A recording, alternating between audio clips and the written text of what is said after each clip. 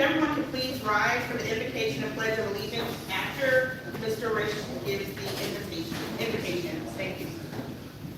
Man, is that video jumping around for y'all? Our Father that is in heaven, hallowed be thy name.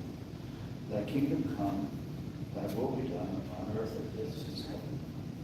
Father, we welcome you into this place of meeting with the city council and mayor. We ask that you, Lord, you give each of us wisdom, all the county council members and mayor of the city, to bring their petitions before this meeting so that concerns may be met and rectified to everyone's satisfaction. We thank you, Lord, for your blessings and your guidance. In Jesus' name we pray. Amen. Amen. To the flag of the United States of America and to the republic for which it stands, one nation, under God, indivisible, with liberty and justice for all.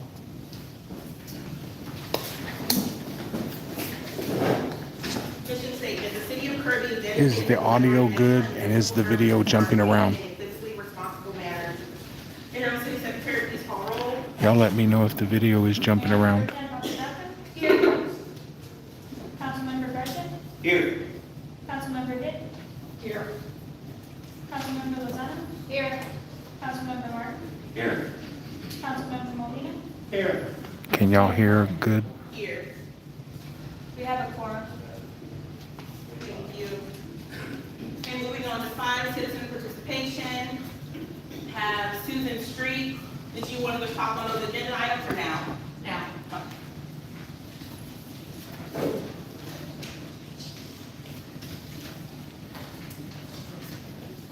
Susan Street, 5222 Coral Mist. The agenda for this meeting was not posted on the city website until today. According to Texas Local Government Code, Section 551.056, a municipality, quote, must also concurrently post notice of a meeting on the internet website of the governmental body, unquote. This is referenced in the 2022 Open Meetings Handbook as well on page 40. Is this a legal meeting? In addition, I notified the city manager after the last meeting that the city council voted on November 18, 2021 to include the packet materials when posting the agenda to the city website. This was not done again. I don't understand why. It's the same document sent out to council members on Monday evening. This needs to be addressed if this council plans to be as transparent. Can y'all hear as the it person says. at the podium talking? Regarding item G, do we really have the funds to spend on retreat for council? I'm not sure what you're hoping to accomplish. Those funds would be better served by using them to help pay our police a livable wage in the next budget cycle. Finally, item This H, is just a city you council had meeting, but it's always a bunch of no fun. budget workshops, It's a fucking and it circus. is the end of July. You should not be waiting for the Bexar County tax numbers before building the budget. This means you will have to throw it together without having meaningful discussion. This does not demonstrate fiscal responsibility. Thank you. Thank you. Next, we have Roger Rollins.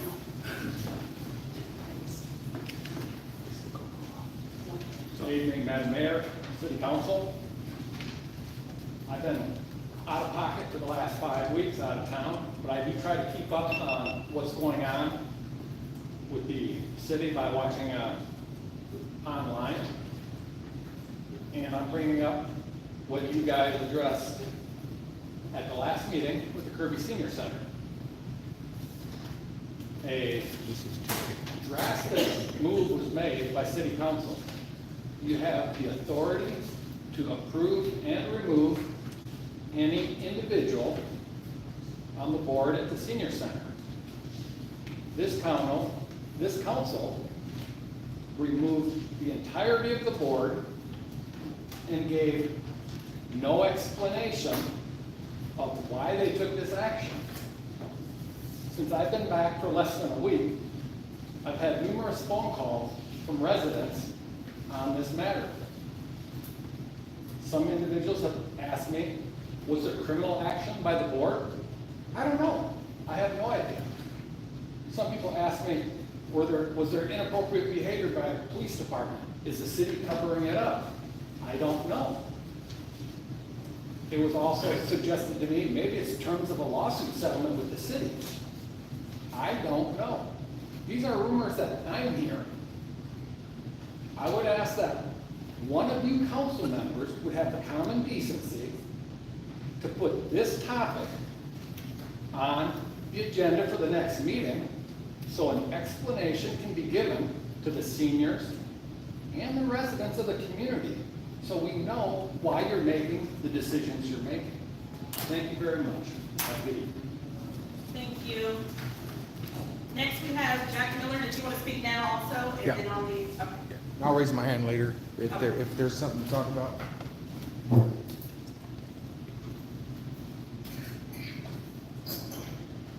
Jack Miller, testing, these mics not working?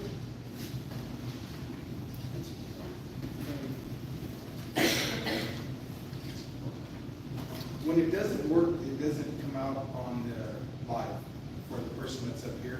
They're very, very faint. What? Speaking to it. It's a testing, okay, thank you. That's why I'm starting, I'm trying to be mean or anything, but so it all gets into the same audio. Jack Miller, 4839 Dickwood.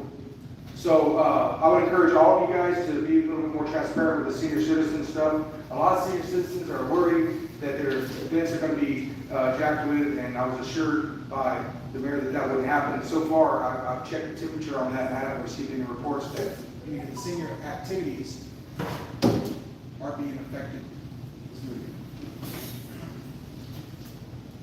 Is there a timer? I just stopped it. Is it possible to put it up so we can see how long we got? It's right there. So we have, oh, yeah, okay, I see. Thank you, I didn't see. Okay, So I would hope that if all the speakers, just refrain, just focus on you, what you're going to do and stop trying to tell us what to do, we know what we're doing. all right, we need to know how much But time we got it's up up there. there, and that's what Yeah, and I she didn't did. see it, so I apologize for But what I'm saying, I'm not trying to tell you. no, I understand. But if I don't see a time up there, I'm gonna tell you what time up there. Yes, I'm but gonna tell you, it's up there. I'm gonna tell you what to do. It's up there? All right. Is it up there? Testing, now I'm speaking, I have the floor. Nobody talks while I have the floor. You done? All right. If I see something out of order, you all know this, he doesn't. I'm gonna tell you about it, and if you don't change it, I'm gonna tell you what to do. And if that doesn't work, you know what I do. This is what I do, swallow it. All right, so anyway, I did check the temperature on the senior center activities getting messed with, and so far nothing's changed. Nobody's complaining about that. But I would encourage you to be more transparent about what's going on at the senior center. You know, people are worried. They got really nothing to go on, so rumors start, and everybody starts thinking things. So transparency would go a long way with helping these folks. It doesn't affect me at all, but it does affect a lot of folks, you know, seniors. So we are in a crisis in the city, a police crisis. We got 2 officers per shift. Two. I met an officer the other day that didn't have money for lunch because he's making $16 an hour. No money for lunch. Hadn't seen his wife in 5 days because she's working opposite shifts than he is. 5 days hasn't seen his wife. Or her wife. Or her husband. I'm not going to identify the officer. Could be man, could be woman. But the point is, this is happening in our city. How long do you think that officer's going to stick around? This place right here, I mean, we pay $16 an hour. It's embarrassing. We're hiring people at our clinic for $22 an hour. Buc-ee's. Look at Buc-ee's pay. And kudos to the officers that are staying here, working for what I would consider chump change for what they do. But how long do you think that they're going to stay here? Or do we want to be a city that just trains officers and gets them ready for the next department? That costs a lot of money to invest all this money in our officers just for them to go somewhere else. And they're going to go somewhere else. Everybody else is paying on average, what, 20 to 25 an hour? And I know that you guys are very smart. You guys know these guys ain't going to stay, no matter how loyal they are. So currently, I don't see anybody here on council doing anything about that. It's like it's not a priority. Budget? Right, we gotta find money in the budget, but what are we doing? Is the budget moving forward? Is it a priority? It needs to be. Just the other day, I had a guy that's, he's a veteran, PTSD, he's hooked on meth. He walks down my street every night. He's getting worse and worse and worse. I got him off my street. He was in the middle of the street. He was in a little mental health crisis, as well as a drug issues. And I got him down to the QT in a public place. And I called the police. So that way they could come down and see if he needed any help. Maybe they had some resources for him. Maybe he would reach out for help. The whole department responded. There was a call on hold. I have a radio. I record all the police radio traffic, perfectly legal. There was a call on hold for a problem. And that person had to wait because the entire police department, all 2 officers were at the QT. For this mentally disturbed guy that could break me in half if he wanted to. It's a huge dude. I don't know how many officers we need on each shift, but 2, I can tell you that ain't it.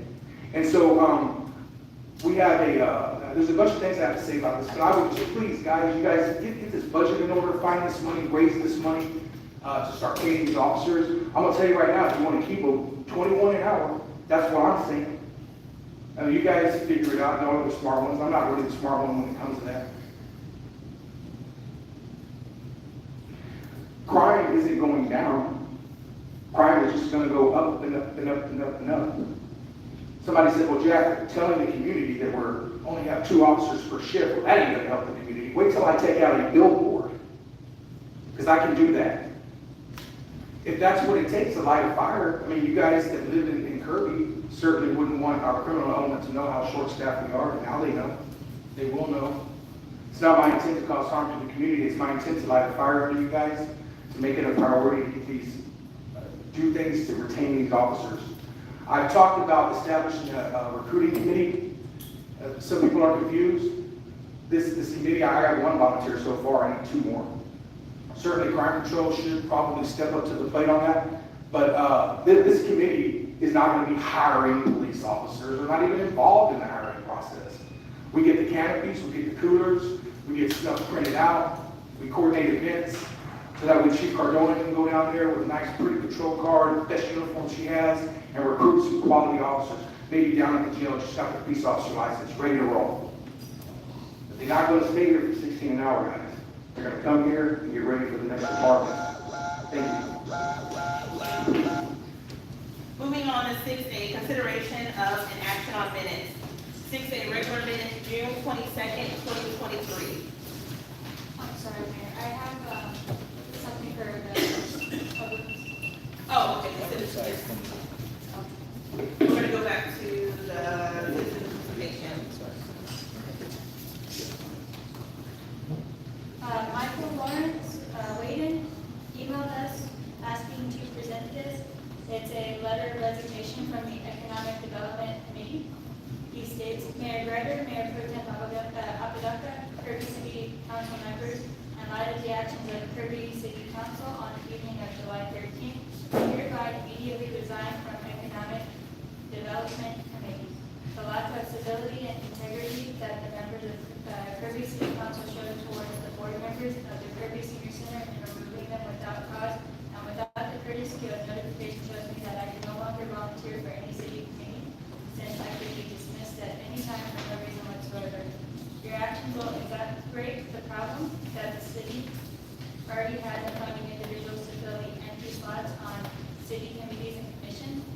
Having served on the Calhoun County Senior Center Board and chairing that board for 4 years and serving as the chair for the Golden Crescent Regional Area Agency on Aging for 3 years, I am aware of the many challenges senior citizen boards face. I am proud to have served as a member of the Kirby Senior Center Board, which you just dismissed. They have been extremely dedicated to the seniors served by the center. To dismiss them in the manner in which you acted and then announce that they were invited to attend future board meetings as members of the public was a slap in the face to all their hard work and sacrifice.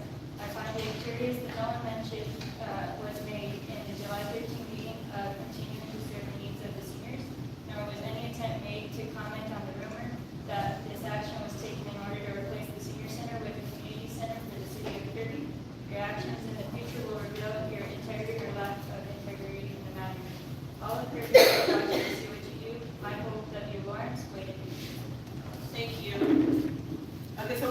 pass to 6A, consideration of an action on minutes. A regular minutes, June 22nd, 2023.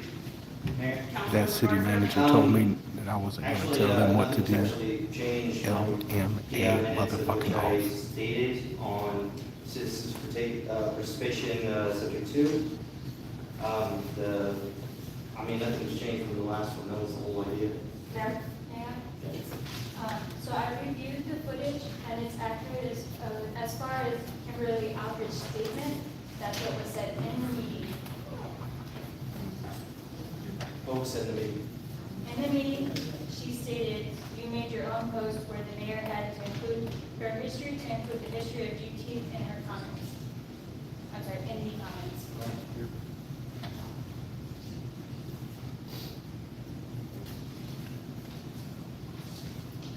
Mayor, may I also request that we do review the minutes for the 13th? Okay, we'll get to that one in a moment. Okay, so the regular minutes for 6A,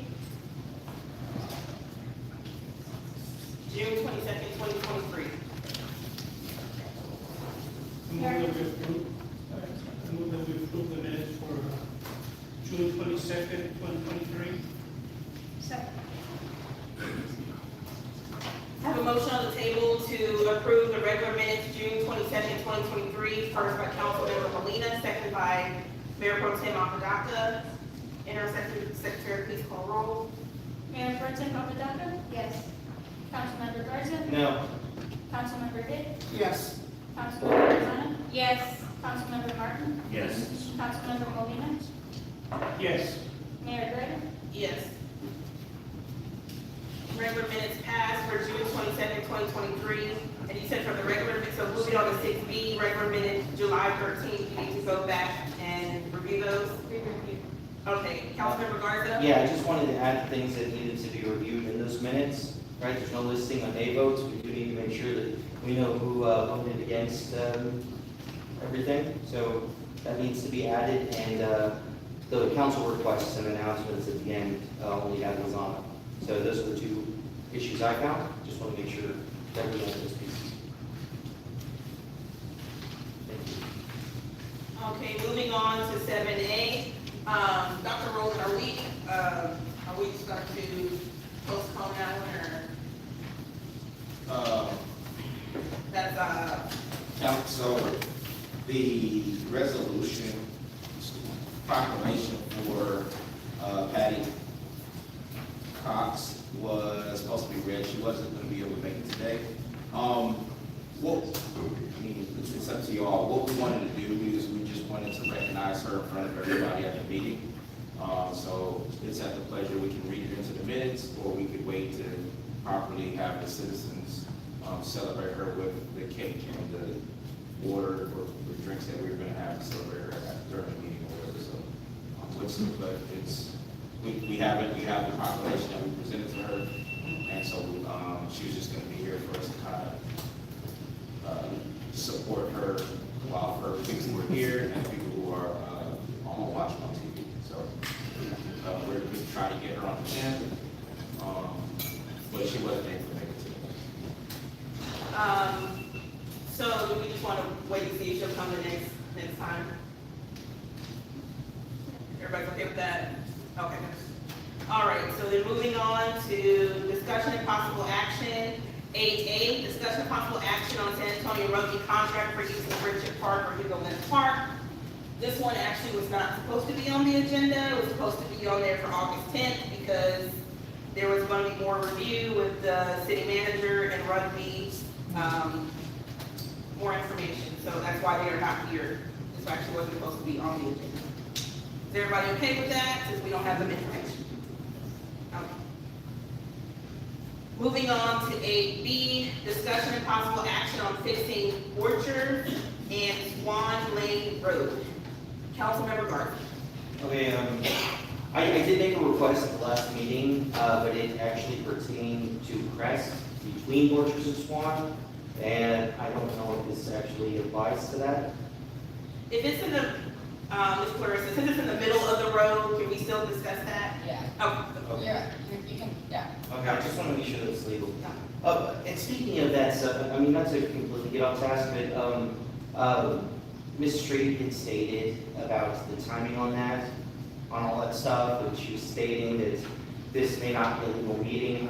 Before we kind of move on with all these things, I mean, we are assured this is a legal meeting, we posted it right, did everything correct, is that correct? Yes, Okay, so. I gathered some facts and talked about what happened, and it is comfortable moving forward as I just want to be sure that properly. we don't come back and say, hey, we couldn't do this, so, okay. Yeah, so if we're allowed to talk about it, the reason why I was bringing it up is actually, if you go from one side of Orchards on Crest all the way to the other side of Swan, it is like, it's probably one of the worst roads we have in Kirby, I would say. And, I mean, you know, it used to be janky and, you know, we zippered it, and the hope was that perhaps this could be the next zippered road, or at least that section of it. And I wanted to discuss, we are utilizing the zipper machine. I know that we just finished hazing, so that was one thing that we had done. And I just want to see if we have any funds left over in order to tackle this as our next project. Councilmember, thank you for putting this on the agenda for us to have a discussion about it. Right now, I don't have a current update in reference to the process in which streets are being maintained. I'm glad this is on here because there are two things, right? One, we are at 50% of the staff that we should have in public works. And so you all will be getting all that information at the retreat. And it's called a retreat, and we're not going, on a slush vacation. But it's just an opportunity for us to get the facts. And the facts of the matter is, I don't know if there was a current street plan where we could insert this specific street with a maintenance plan on, these are the streets that we're gonna do for the year. And then streets that become an emergency, we actually be able to work it in. That's what we're gonna be doing at the retreat as we find out what the priorities are, but then equate that to how much money we put into the budget.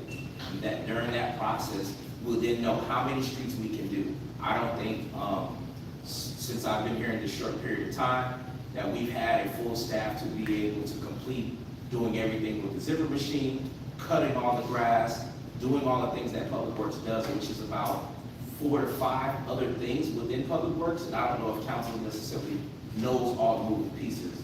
At the retreat, this is what we're gonna be going over, so everybody's on the same page, everybody has the information, and so when you have things like on this street, this particular agenda item, we'll know where that is, or if it's something that comes in new, then we know we put it in a emergency plan, and then we work that in based upon our staff. Again, we have 5 of the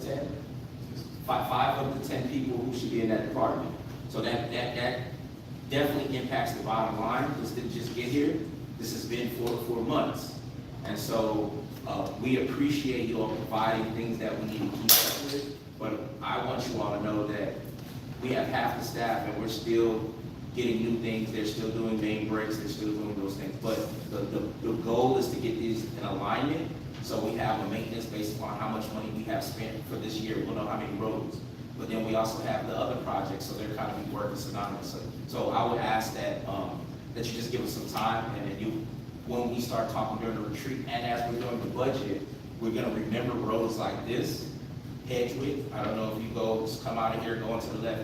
Any road that's coming into City Hall, which should be our pride and joy of the city, shouldn't be like that road. So if everybody get an opportunity to leave here tonight, please go to take a right, take a left, and then kind of go out on Old Seguin, and you'll see specifically why we need to do an assessment of all roads. Again, it may have been there, but we also are trying to backdate that with the current staff we have. And so this may be on the list. It just is not the top 5 priorities with the 5 people we have.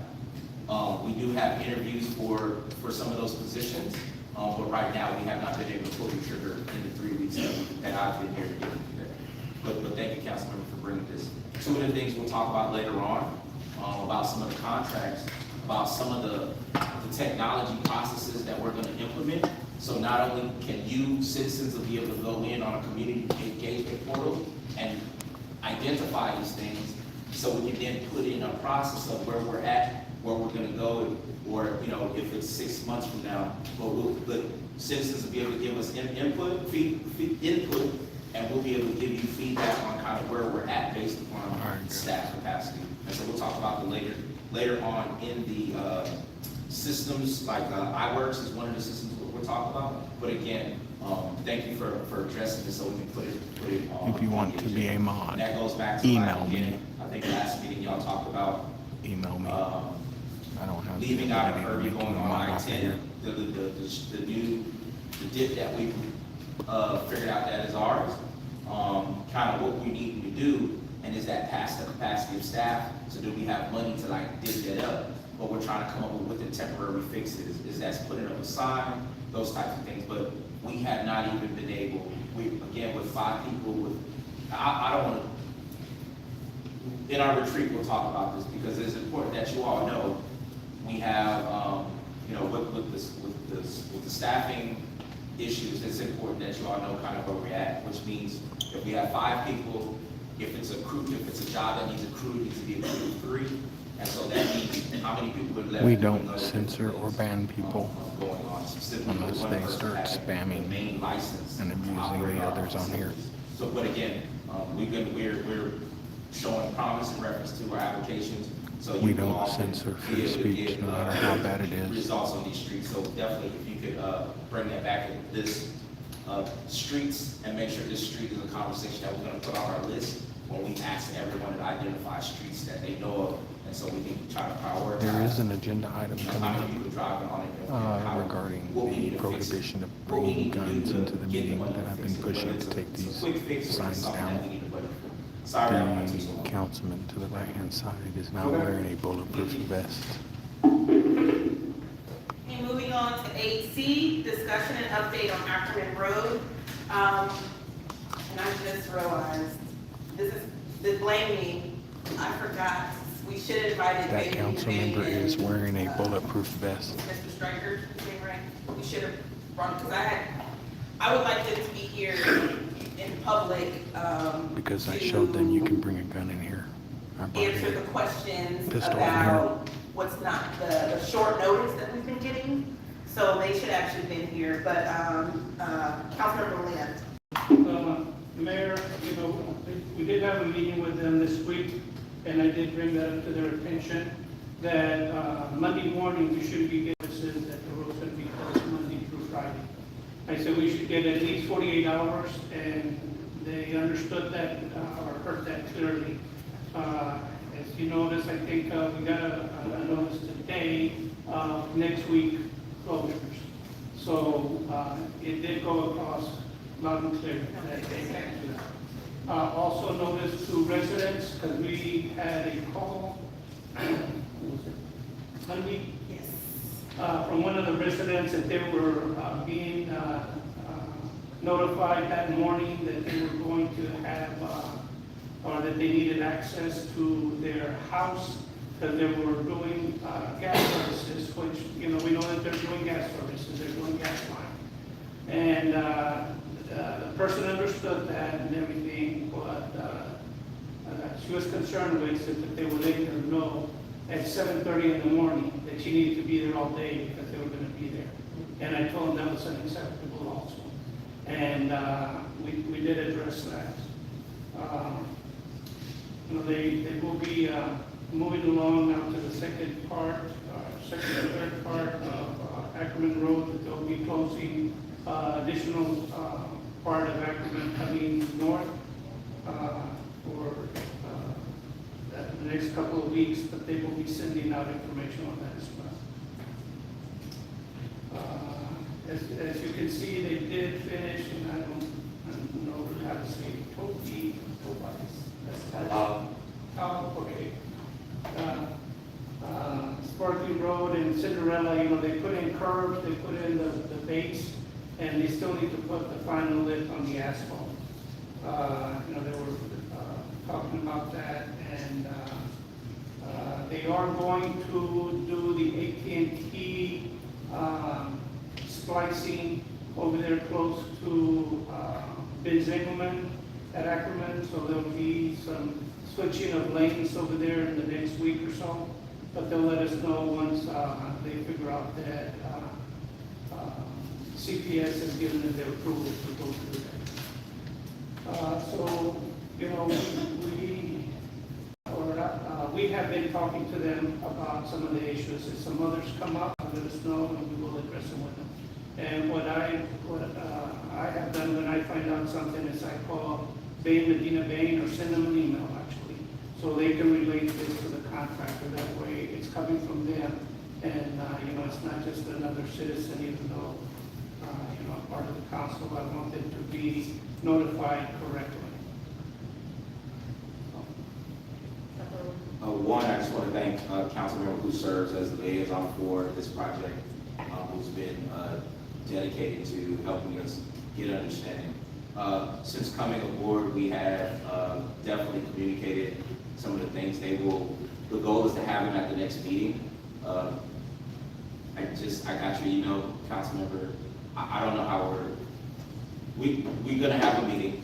They have some construction notes that they've provided in reference to some of the things.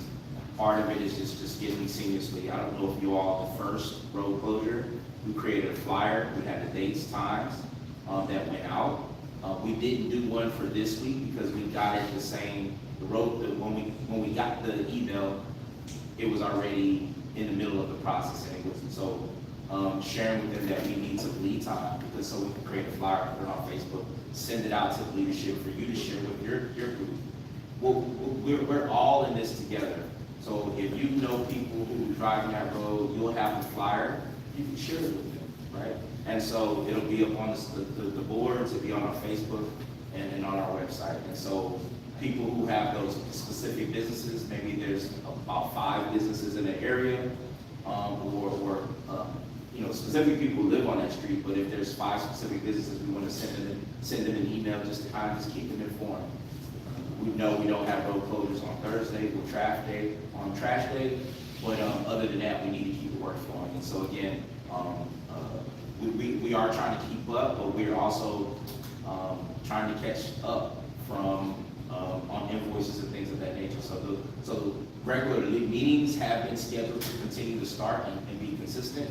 Our next meeting is August 8th at 3:30. And so again, someone is here representative again, even if it's just council member, we are meeting with them. We currently are paying the engineer on this project. They are the people at the table who is representing the city. We don't have to have, you know, again, just for informational purposes, everybody from City Hall don't need to be at the meeting, specifically with the contractor, which is Austin Road, Bridge Road, and Bain, Medina Bain, because again, Bain, Medina Bain is our contractor representing the city, but we need to be sharing with them our priorities and goals, and they need to be pushing back. And so they seem to be moving in that direction. So we're all on the same page as far as we want updates of what's going on. We need to know, you know, if someone's not been paid in 6 months, that's really not our problem. If you're giving us consistent updates, we would know that, right? And so we're getting in a vibe, getting in a groove of like, hey, we don't mind paying you if we know about it, but you should be kind of helping us to be able to close the gap on the things that aren't there. But again, thank you, Councilmember, for your hard work. If you want, there is a Gantt chart that they provided, project tools that, again, I don't know if y'all recall from the last conversation we had, they did provide that. I can have that sent to you all just for your edification if y'all care to mind about Ackerman Road. Yeah. So if y'all want that, we can send that to you all. Okay. All right, thank you. All right, moving on to 8D, discussion and possible action on allowing firearms into Kirby City Hall.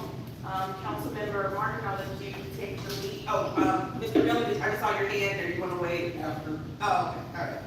Councilmember Martin? Yes, Mayor, after the meeting with you and Dr. Rose yesterday, did a lot of research this morning. I've talked to several communities. Here's the Texas Penal Code 46.03 that doesn't allow firearms concealed or open in a municipal court. Since we share this building, this room with municipal courts, it will not be allowed. One other community I talked to, they had a council meeting tonight. They're remodeling their, and they care. You know, they had 4 or 5 councilmen that care. Well, since they're remodeling their chambers, they gotta move into this, municipal court building to have their meetings. But they cannot carry it. And they've been known, they've been told. I've talked to other cities that are in the same position we are, they hold both, court and municipal court in the same room, they're not allowed. There's another one that are considering doing what we were talking about doing, but they have multiple buildings they can go into. But as far as us goes, with, as long as we have our meetings in the same place in the school, we're not allowed. Councilmember Gardner? I just want to ensure, is what he's saying true? Is there a Texas law that states that? Which part? Is it a lot of different things? Yeah, but the one part that he was specifically stating was that there's a Texas law that states that no gun can be carried into a municipal court as per something. However, yeah, understood on a court date, but like, for instance, this room is shared with city council and it's only court once a month. Does that make it a courtroom? It does at the time when it is a courtroom, but there's multiple layers and different laws that work interact with each other. Okay. Right, so for purposes of court, that is true. Okay. And we're prohibited.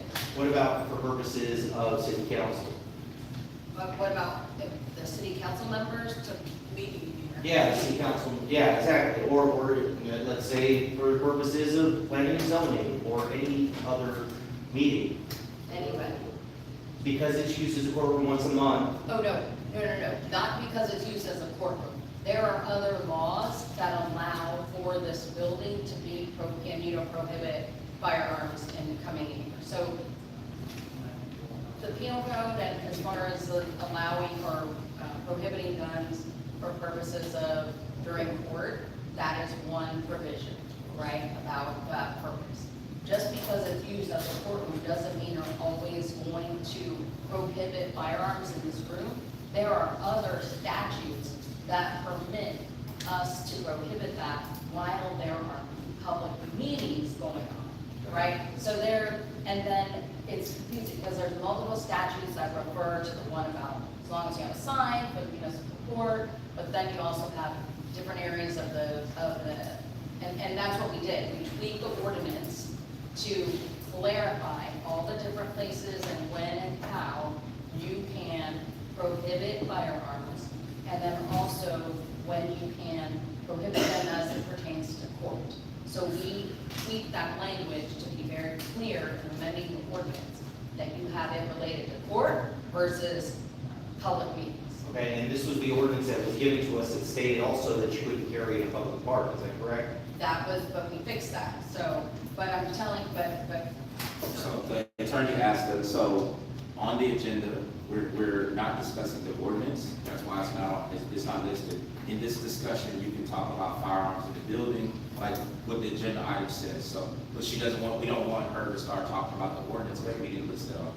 See, what I don't quite understand is Mr. Martin's actually, giving us Texas law. If it's Texas law and it says that we cannot do these things, then so be it. But what I don't quite understand is, now we're talking about a tweaked ordinance and none of us have any type of situation. Now, that's the reason why I was asking the question, and you're talking about the tweaked ordinance. I didn't bring up the tweaked ordinance. I think we need to postpone the whole item and bring it back. So to the next attorney time. had asked that we not talk about this, but I thought we were gonna stay on this area to have the discussion that Councilmember Martin asked. He was like, hey, I just wanna talk about it with my colleagues. Of course. If we talk about it generally, we can continue to talk. If we get specific and wanna go into ordinance, we cannot talk about it because the ordinance is not on here. The example you gave that he read, if it's a courtroom, there's a penal code, I don't know what it is, that says that you can't bring a gun. City council meeting and or any meetings that is held by planning and zoning only crime prevention, because those are official business capacity. If this place is open, someone comes in to pay their water bill, that is not an official sanctioned meeting, so it would be appropriate. What this is asking is, most cities don't allow it. There's some cities that have made, I don't want to debate, I'm just sharing how many cities around here have an ordinance to do what you're in reference to being able to carry a firearm in the building during specific meetings. That's the discussion. And so, again, I'm just setting the basic stage so all y'all have the same knowledge and information of what we're trying to do. Most cities aren't going against what kind of like the current law on the books are. There's, I think Councilmember shared with me, there's one city, and I think you said it. Did you say the city up here, or? I just told you that. Okay. Then there's a city, one city in this area, that's it, just one, that went above and beyond to add something specific for their community. And so having this discussion is good, but we want to make sure that we're, sharing all the information that the other cities, surrounding cities that we look to for guidance aren't touching this issue to allowing firearms in their city hall. That's the fact. But again, Mayor, you can continue to, as long as we just don't start talking about the ordinance. Right, as long as we just, yeah, we're not gonna talk about the ordinance. Councilmember Martin? Yes, it was made very clear to me that as long as this room is used as a courtroom,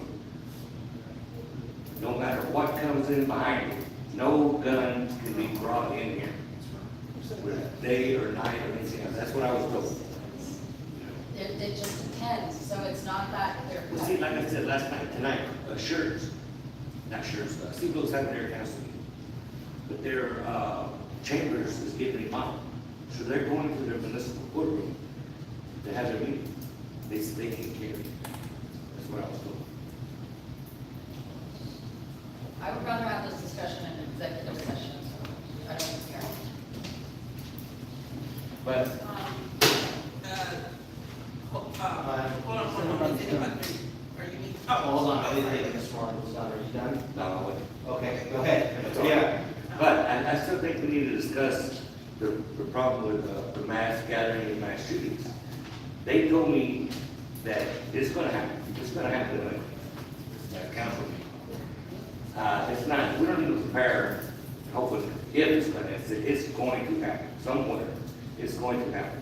And we need to be prepared for it, not wait until it already happens. So, it needs to be discussed. I'm not saying it tonight, I'm not saying it tomorrow. We need So, this meeting needs to be spoke yesterday about this.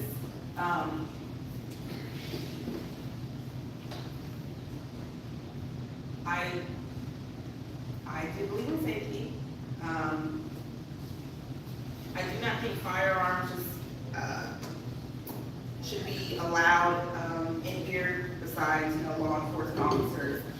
But as far as like the mass shootings or the mass gatherings or potential security threats, we still are going to have that meeting. I'm still going to contact those authorities that we talked about.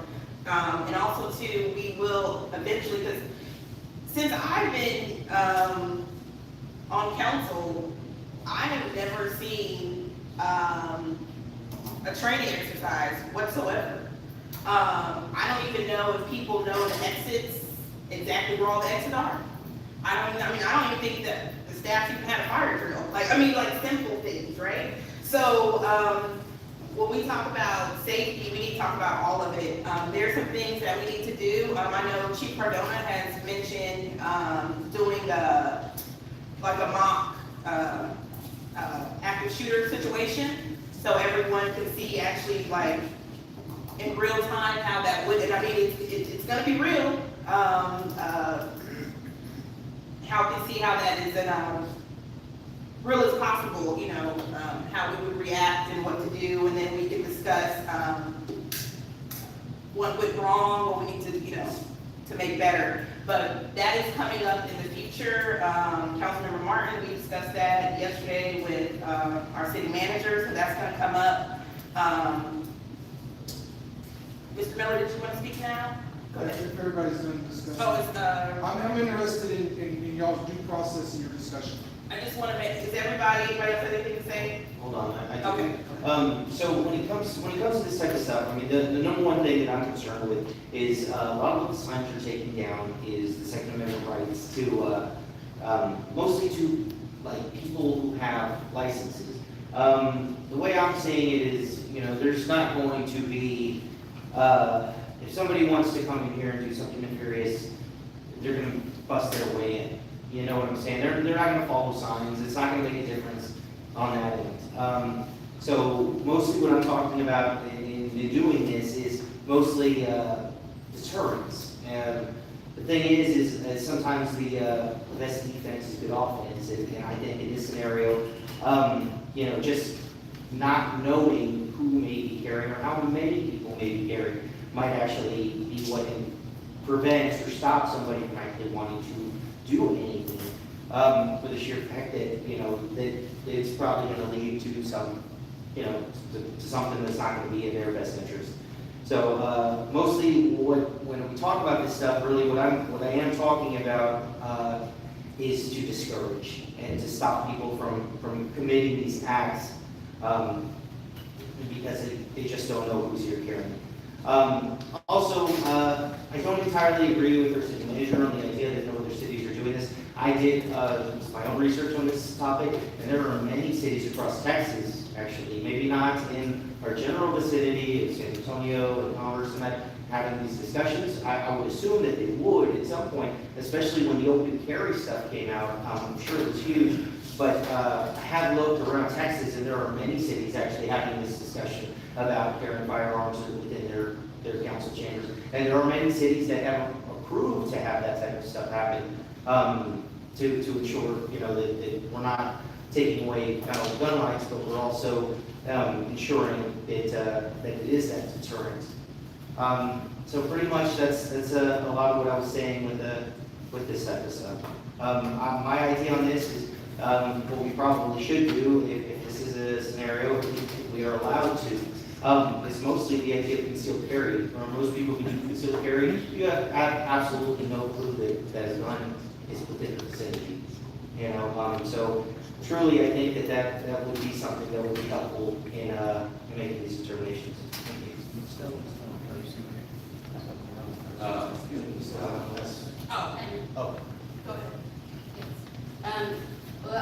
I also did my own research as well regarding the gun carry law, and I do notice that a lot of city halls in this area and throughout do have that, the statute posted or listed up so that individuals cannot bring in, whether it's concealed or unconcealed weapons into a court of law.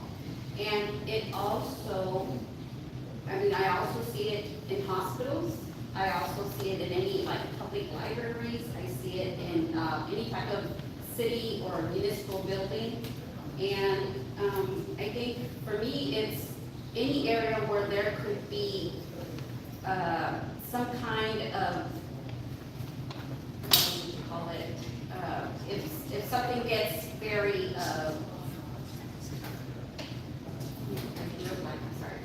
so yes, where there's a possibility where anything can get heated, like, you know, again, a medical doctor's office, a court of law, and to me, a council meeting can get to that point as well.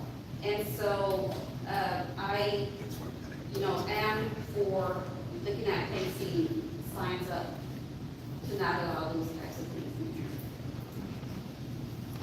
Councilmember Martin? Yes, what I was gonna say is, we have an ordinance, we have a sign in the ordinance. It says, you know, it's just 0%. The city does not have an ordinance. That's how they're getting by with their concealed carry. That's what I was told, that's what they told me. I just wanted to go there. Okay. All right, any other discussion before we, Dr. Rowland?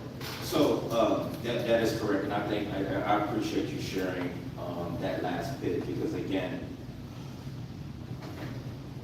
if we're listening to each other, we're all saying similar things, right? But we're providing additional information.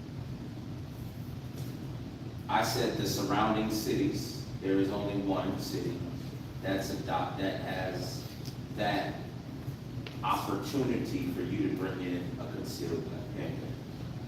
Most cities have the signage, the same sign we have in that process as far as not being able to carry within. And so I'm just saying, I'm not saying all cities, there are some cities, but I'm just, for context, regionally, there's one. Talking about it is good, we're talking about it. So now we become 2 or 3 because there's some other cities that are having conversations. It's important. But I want us to understand the difference between what we would be doing. We have an ordinance on the books that has something in place. And so if you're going to be, to actually be able to carry those, whether it be concealed, it would be changing that ordinance and putting something different. And so we want to make sure that when we're looking at apples, we're looking at apples and not oranges. Because again, on the books, we have something. If we're going to change it, we would be changing it. Then you ask the question, how many cities would have that? We would be in the minority in reference to how many cities actually have gone above and beyond. That's what we're talking about. But again, it is a discussion for you all. The goal is for us to provide you support. So if a council member says, hey, I have a city that has this. So if you have a city that has the ordinance, just telling us the city is not, let's get the ordinance so we can say what to provide to your colleagues, and so we can then start comparing. So we can then bring the options to say, okay, this is what we have, and then we compare it with all the other regulations that that city has. So we're talking about the same thing and not something different. I think when you have a specific building like some of the other cities, then there may have some rules that apply in reference to building use, right? So we gotta make sure we're talking about apples and apples and oranges and oranges, and not conflating apples and oranges. And so again, I think this is a great discussion, council member, from our conversation last night. I just got here 3 weeks ago. One of the things I shared with the council member on this topic was about giving us the opportunity, if we all support the Kirby police, like we say, have we asked the Kirby Police Department to provide us or to bring training or do the things that is needed? So I think we have the tools in place, we just haven't asked the question. I don't know what's happened before I got here, but just like I told Councilmember Martin, we're gonna have drills, we're gonna have the training needed to be able to manage during a city council meeting or any other meeting that's held in this building. Now again, if someone knows about something that's gonna happen, because we keep talking like something's gonna happen, please let us know so we can get prepared. I mean, again, we have several exits. The goal is to go through for a council member, everyone on this side, there's a way to get out. We shouldn't actually be in this meeting with that door closed behind you. So there's several things that we need to do. But again, I've been here for 3 weeks, and so I don't know what has taken place before. But if you give me the time to work with our Kirby Police Department, who should be prepared if there's an active shooter that comes in the building, we should have, we have multiple exits and how we're gonna kind of get in and out. And that's something staff kind of is planning to do. But, on our priority list of things that are on fire, we'll make it a priority. But again, just give us some time to get these together. But we're gonna do this, again, for council members, what we should be doing by also having this door open. And then I will share with you all some of the things that I share with council member once this door is open, what we need to do. And then, again, we don't want to give it, the goal is not to have like a five-step process on how to get in and out of City Hall in reference to if someone does plan to do something, but the goals of the people who are in charge, how to have an evacuation plan. We're going to have a drill, so all the employees know what's going on. So again, if you can give us, great topic, will give us some time to be able to provide feedback on what we can do to reduce some of the things. But again, whether we're putting bulletproof vests up, bulletproof right here is not going to stop anything. because that's just for council members. What about the citizens, right? And so, but then also, at the same time, what is the statistics saying about, how many people come into a city council meeting? But then having everybody have a gun, that's a whole nother thing. I believe in the Second Amendment, but I think that just like, it'd be different if we were the only building that you couldn't take a gun in. There are many other buildings and people live their life every day managing those responsibilities. And so I want to make sure that we also understand that outside of the White House, the governor, the Capitol in Austin, in Kirby, this is our White House, this is our Capitol. And so part of one of the things in reference to making sure that Yeah, it is bullshit. we provide safety for all. And the ordinances we currently have on the books allow for only during those meetings are protected. But again, just like any other time, just so everybody knows, it's just like a regular, it's a public building. And in a public building, you can carry it. And so we're saying that we're not going after that. But we're saying we're not, the only protection we have is like during the meetings. Why would we want to erase that, right? So again, thank y'all for allowing me to share with y'all. Anyone else? We have, well, first, Mr. Miller, if you want to come up to the podium first, and then Mr. Shaw, if you have consensus, and we'll let you come. My bed is hurting my mouth. So, thank you for having the discussion, and thank you for everybody for paying attention. I'm watching every single one of you, and you're paying attention. Thank you for your input. Now, that was the nice part. Here's the bad part. False about the law. You have a gun expert. Rampage will tell you my expertise because we've been involved in civil litigation regarding guns, regarding me taking guns into what Leon Valley said was a place weapons prohibited, which is what you're talking about, just not exactly. In the law, 4603 addresses places weapons prohibited. And there it lists amusement parks and courtrooms and bars. What's not on places weapons prohibited is city council meetings, public meetings. So under 4603, you are prohibited from carrying a gun in those places, period. Fill the fence or butts. But at a public meeting, there's a choice that you guys can make to either allow it or not allow it. If you don't want to allow it, you put up your chapter 30.06 and 30.07 signs that are up. That's penal code. Those numbers are penal code.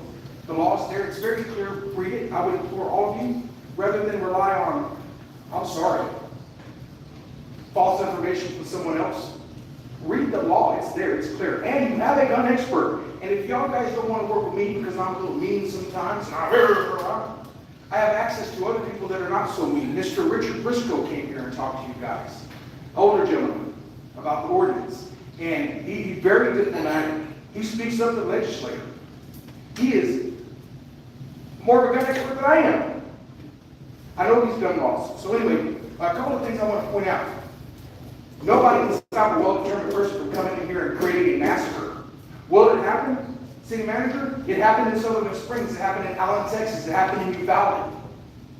In 2008, in Kirkwood, Missouri, a man came in pissed off about parking tickets and a lawsuit that he lost because his business wasn't awarded a contract by the city. First thing he did was kill the police officer outside. Then he came in and killed the police officer inside. 2 police officers dead. Then he went on to kill 4 city officials. Don't think that can't happen here. Somebody with half a brain that wants to come in and kill you, city manager, is going to sit out there with a rifle and take out the first cop headshot at the metal detector. And before Chief Cardona realizes what happened, she's going to be taking bullets. And those bullets are going to slice right through her vest. I want to be able to protect her and you, everybody up here. I want to be able to pull out my gun while the chief is falling down, the bullets are being riddled in her body, and start shooting at the shooter. That's all I'm asking for. And I'm asking for anybody else that wants to put their life on the line to protect others in situations like that, and they are occurring, to be able to do that. I offer a compromise. You ban open carry. You have a 30-7 sign, you ban it. You ban constitutional issues I have about the law to help y'all come to a decision. Texas just recently passed a law that requires armed guard in every single school. Their answer to this gun violence epidemic is to put guns in the schools. We should at least allow our citizens to be able to do that here. And I'm going to stay here until y'all are done. If you would like to talk to me, I will talk. And anytime you guys want to meet with me, send me an email or something. My time is yours on this issue. Thank you. Thank you. Is it consensus to let Mr. Shaw speak? Everybody okay with that? Okay, Mr. Shaw, come on up. This is personal. I don't have a speech paid. You expect it. But to give my kid credit, I understand what he said. I agree. But there are always exceptions to the rule. Those who talk the biggest crap are the ones that are going to duck and run and hide behind the desk. The best thing you can carry in here for a one-gun-shot bullet so you don't have to shoot twice is a 45. How many, can anybody here right now, because you can talk to me if you want, how many people know how many people are in this building right now? 26. What's the shooter going to do? He's going to not go the first time. He's going to go check out his situation and figure out, okay, where do I got? Where's my exit? Where's my entrance? How many people do I have? What doors do I have? I did this in the military. I have dodged so many freaking bullets, and the best one that you get is the one that you can hear. Because the one that you didn't hear is the one that got you. They're not going to come in with a 45. They're not going to come in with an M16. They're not coming in with an AK-50. They're going to come in with explosives, grenades, and a high-powered rifle that are automatic. No semi-automatic trigger. It's all good automatic. And they'll blast all of us in about 15 seconds, and we're all done breathing. That 15 seconds is you're going to fall to the ground, you're going to take your last breath, pray your last prayer, and you're gone. Now, you don't want to carry pistols, that's fine. If you want to dress yourself up, I'm a bad dude. I got a pistol on my head. I got license. I can carry rifles in if I wanted to, if it wasn't in this building. I got explosives out the wazoo. But what we're saying is, there's no need for you guys to have rifles, a pistol. You can't carry something that can protect you in a long term. They're going to blast this door. They're going to kill, like you said, they're going to kill the police officers first, but he's just going to walk in, and they're not going to look. Most of the time they have goggles on to protect them from the flames, and they just start blasting. And they have the big 30 bullet canisters, and Papa does them back in about 1 second, and there goes another 30 rounds. You don't need weapons in here. And they're not going to do you a dang bit of good except to walk around and praise yourself, yeah, I got a pistol. Well, if that's your ego, go for it. But you're putting everybody at risk when you do it, because you're going to miss the target because you're so nervous you haven't had the training to do it. Yeah, you're going to pull a trigger and hit the guy next to him because you don't have the right training. Yes, the school officers, and I agree, they have training. But have they had the combat training and put themselves through the real stress test? And I taught that for 2 years. I'm just supposed to place it on top of everything else. So I know how to put the guy through a stress level. And if you haven't been put through that, you're not going to perform with a shit. Thank you for letting me speak. All right, thank you. Anyone else? All right, okay. Moving on to 8F, discussion and possible action on Tyler Technologies amendment renewal term for a, oh, I'm so sorry, and I had it circled. Okay, sorry. Moving on to 8E, discussion and possible action to select a date for the City of Kirby's back-to-school pool party. So crime, so crime committee and the fire department, they are gonna do a back to school function. And, it's gonna be 300 backpacks along with school supplies, and we're gonna have food. And I think that there's no point of doing separate functions, just do it all together. Everybody can support the same function. The only thing is that we need our command, which would be Chief Dilburn, to be there to run the show like he normally does that day. I forgot what you call it. The commander? Yes. So for that, and the date would be August 12th. So it's a Saturday, right? It's a Saturday, right? Gotta make sure it's a Saturday, August 12th. 12 to, I guess, like food and everything, 12 to 4, limited or whatever. Because I guess once the supplies run out too, that's it, there's no more. But, if we're making this, a city event, which I thought we already did, but make this a city event, but, I don't know about toys and all that type of stuff, so that's kind of your realm, just talking about it, go ahead. Okay, yeah, all I really wanted to ensure was that, during that time, mostly that, we could actually just ensure that all kids would get it for free, more than anything else. So I mean, it sounds good to me if Crime Patrol's gonna do something, as long as we waive all the fees for all the kids to get in right before school starts. If they have something going, I think that'd be great, and I think that, it's something that, might be useful. And, is it going to be, I missed the meeting, and the one that I did watch, didn't have any, audio, yeah. So, is it gonna be, like where we watch a movie at school, was that the thing? No, it's just actually just like back to school supplies. It's gonna be like 300 backpacks and some school supplies, and then it's gonna be, two. So, because the date had to change, we had a DJ that was gonna do it for free, but sometimes we don't have a DJ. We do have food. J-Rod is actually gonna cook the food. So it's gonna be 200 barbecue plates and like 100 hot dogs. So we have food, but we don't got a DJ though. So if y'all know anybody for that. Okay, you get a DJ. No, I'm not saying. Oh, okay. I'm just saying at this moment, like, over the line. But no, you're saying, so we agreed that we want to actually have a nice event, so we agree we need a DJ, right? Oh, I just think it would be a good one, or at least have something, loud playing. I mean, even if Did we. you contact the gentleman that came for the? I could, but he did charge me the last time, and, so I mean, it would be something that we would have to pay for. But I could contact him, Yeah. absolutely. If this is a city event, then we need a DJ. Okay. Yeah, so- I like that, okay.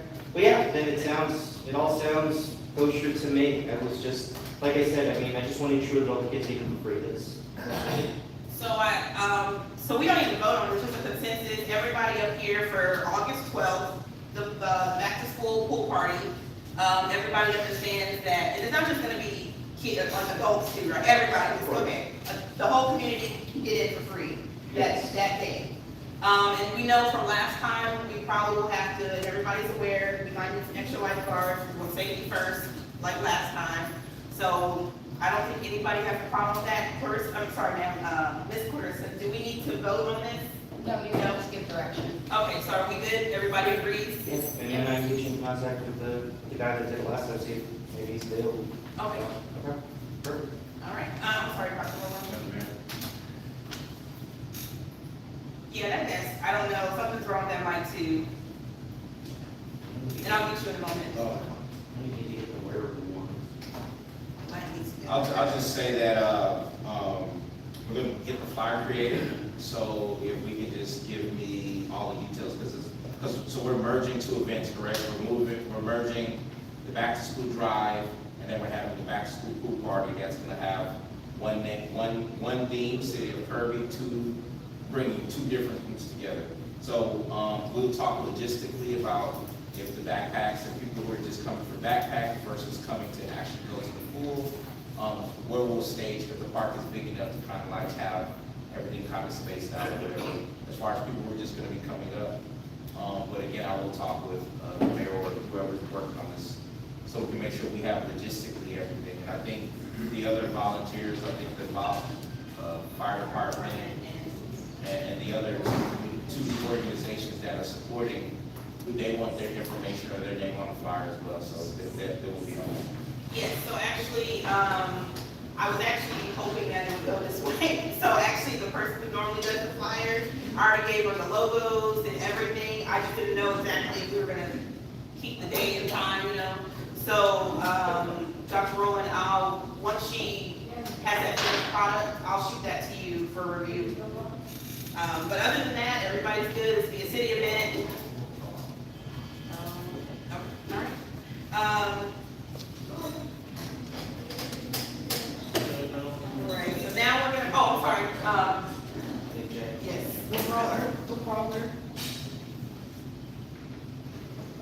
Just technical issue here, the meeting minutes are still stuck on the first page, so, and I can't see the time, because I was, I just can't see the time, because I was out of Canyon Lake.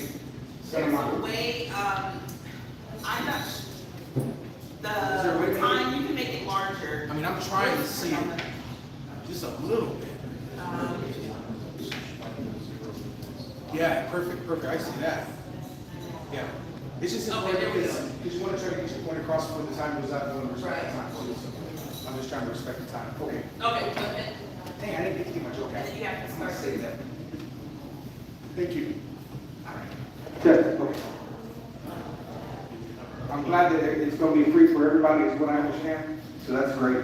Free goes a long way, it's like $2 a kid, we're losing like 40 or 80 bucks, so that's great, man, that's great. It's free means, the word free, especially to a kid, free, they don't really understand what $2 means, but they understand what free means, and that means a lot to them, so good for that. And I just wanted to say that, in the search for a DJ or any other auxiliary people from the outside that come in, that you're gonna need help, please make sure that they are not sex offenders or people who do not need to be around children. This is a back to school party, children in bathing suits, so on and so forth. And so just make sure that we're not getting just Joe Schmo that's offering to help be around these kids. Make sure they're vetted, please. Thank you. Thank you. Okay, moving on to 8F. Discussion and possible action on Tyler Technologies amended renewal term for a 1 year. Dr. Rowland. Council members, this was on the agenda from last week, or 2 weeks ago. We are asking that we accept the agreement, but in your motion, giving me the latitude to negotiate taking out. So the number in front of you, to give me the ability to be able to negotiate that number changing within, less up or down minus $2,000. The goal is to reduce. So in this packet, we use Tyler Technologies, which is in code, for 4 separate issues. We have it for court, utilities, public works, and for payables. And so what we found out that also they have a code enforcement component. And so I want to reduce some of the components that are in this contract and then add into an iWorks contract that will be coming before you for code enforcement. And so it's a better technology. We do need them because this is what we've been using, but I want to give the latitude to the number that you see may change up or down $2,000, so you give me that latitude with this. Was that clear? So we're saying that I want to reduce the number that's the approval number, which the contract is $34,000. And I'm asking for the flexibility, give or take $2,000 or $3,000, to be able to reduce some of the service that they're offering us. And we're going to, at a later date, approve a contract to increase another vendor for a specific service using iWorks on the community development side, which code enforcement and permits will run under that. Councilmember Garza? So, just how long is this contract? What's having issues finding the term? It says, 1 year? 1 year. 1 year? Yep. Okay. Number one. Just wanted to make sure that I was correct on that, because sometimes we, sign these things for 2, 3 years, and then, we're still running them. So, yeah, so for 1 year, you're looking to reduce it, to use another system for, what was it again? It was, for, Yeah, we want to reduce some of the offerings that they're offering us. yes. And go to another system, but without having to come before council, the number that they give to us, you all give me the latitude to negotiate the overall agreement, $2,000 or $3,000 minus, keeping everything else the same. It should be minus. So it should be mine. Yes, it's not. It should be minus. I just wanted, because you said you might add some other fees. Yes, that's why I asked for the flexibility, for 2,000 to 3,000, no max that. But again, the goal is, because we have been going through department by department and learning and understanding processes. Some processes don't exist. We've been using a system that we haven't connected. So since we're on Tyler Technology, myself, we had several meeting demos we met with Tyler 2 weeks ago, and then we met with Tyler last week in reference to something called Tyler University. That's a software program that is also packaged in this, to where we can have staff members do training for free. They can take 30-minute tutorials on how to do things, right? But then we also can pay them, have a whole staff training where we can pay it's $130. It's either $130 or $160 an hour, 2-hour minimums, but we can focus on an area. The goal in the next, the next 90 days was to take, because we were saying everybody's a beginner.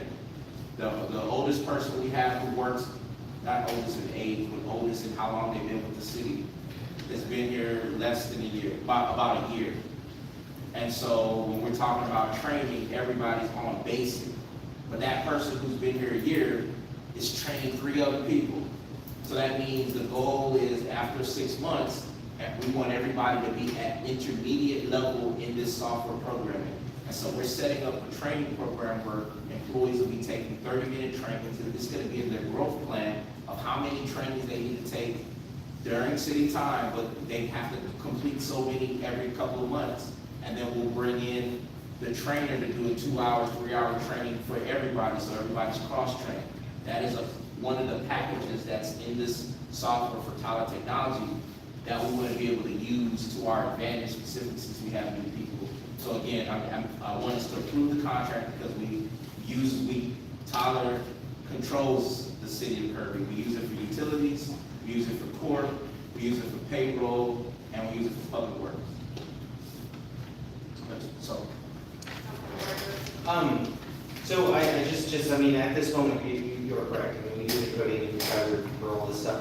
But I mean, obviously, when it comes to things like this, my idea is to, always to go out there and see what's there, to see if there is something that is more cost effective, that actually can give better service, if that is possible. And if it's not, we can always stick to what we know. But I don't think that should be, the way that we always do it. Now, the thing is we did make a determination or whatever. I mean, you're saying within a few $1,000s. I was noticing that the other contracts are close to 8. I mean, are we talking maybe a reduction that would even remotely be close to that, or just thinking a couple thousand now? Yeah, just the small portion that we're using them for code enforcement, I don't think it's going to affect the contract more than $3,000. That's why I'm asking for that anyway. Okay. Because it's total different things. We're trying to, but based upon our staff capability, we didn't have a lot of time to go shopping for all programs. But we did look at upgrading. We have Encode 9. Some other cities have 9, some have 10. Encode 10 is going to cost us $68,500. That's just for the system. We thought we could do that because we had so much new people. But then when we further went back and asked some other cities, you have to upgrade your server. You have to, they're working off the cloud. And so then it just becomes a more we don't have the tech, on the technology side, we have to upgrade so much stuff to actually do that. So the goal is for us to take this 1-year contract, maybe do a 1 more year, but build in a technology fund for us to kind of like make this change slowly. So when we're upgrading our server, we upgrade our server at enough capacity to be able to manage this. And so then we can pull those things. Over the next year, we're gonna look at those 4 things we use them for. What other, are they the best software program for those areas? And right now, I can't tell you they are because of how we just come into this. But we're pivoting it away. Code enforcement, we're gonna use iWorks for code enforcement and permitting. And then you'll see later on, I'm proposing that we use iWorks for public works. And I'll go into that when we get there. Okay, thank you. Okay, so someone needs to make a motion. Anybody else make a motion? Yeah, Mayor, I'll make a motion. I make a motion that we, I have to add in the whole negotiate thing, correct? Okay, so I make a motion that we, amend the renewal term with Tyler Technologies for 1 year, giving our city manager the opportunity to negotiate. Second. Okay. I have a motion on the table to amend Tyler Technologies for 1 year and give the city manager room to negotiate. First by Councilmember Garza, seconded by Councilmember Hick. And Secretary, please call roll.